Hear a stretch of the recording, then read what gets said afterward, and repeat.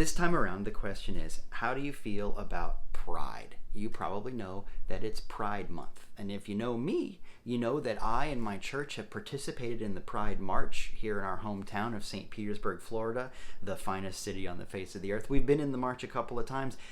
I'm making plans to be in it again. It's kind of the deal. People find the church's website and they go to our inclusivity statement that we're very proud of. It has to do with that Bible passage. There's lots of Bible passages about standing up for love and doing the right thing and all of that. But the one we like for the inclusivity policy has to do with the idea that there's no man or woman, there's no freed or slave, there's no Jew or Greek. We're all one in this. And so get over it, basically, is the concept. But, it's the internet, so people find the church and they write to me. I get this question probably about once a month, really. Somebody will write and say, as a Christian church, as a Christian minister, how can you say that? How can you stand up for the gays or whatever? Okay, I get it. And so I thought I'd take a minute, given that it's Pride Month, and just explain this a little bit better, and maybe I can link people to this video and save myself some time. But here's the basic idea. If you're wondering about the pride thing, if you're wondering about same-sex relationships as they apply to spirituality and all that, here's my take on that.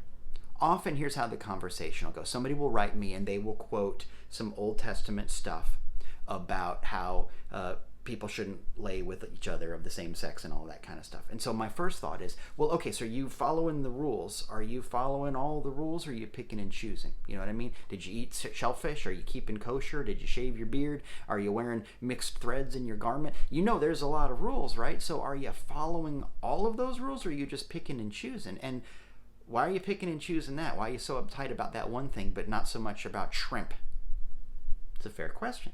And the response often is, well, Jesus said we don't have to follow all the rules, we just have to follow him. Okay, now remember, Jesus did not say, I'm throwing the rules away. In fact, he said, I did not come to abolish the law, I came to fulfill it.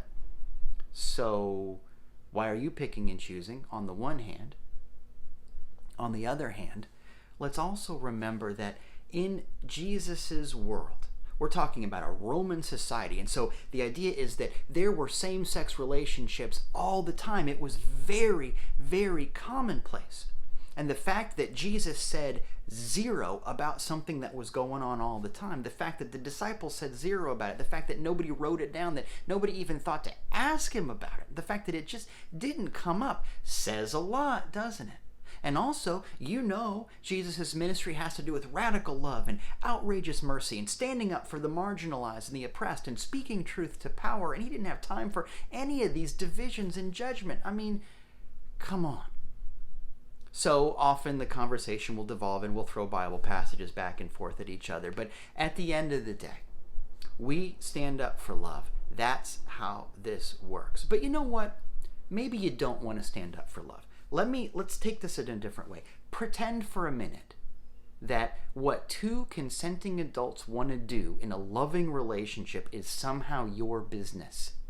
Imagine that two gay people want to adopt a kid and take somebody out of an orphanage, and that upsets God so much that he wants to throw a hurricane your way or something crazy like that. Imagine believing in all of that. Okay, fine. Let's pretend, because it's pretend. It doesn't line up with Scripture. It doesn't line up with what's in your heart. But let's pretend for a minute that same-sex relationships are some kind of a sin.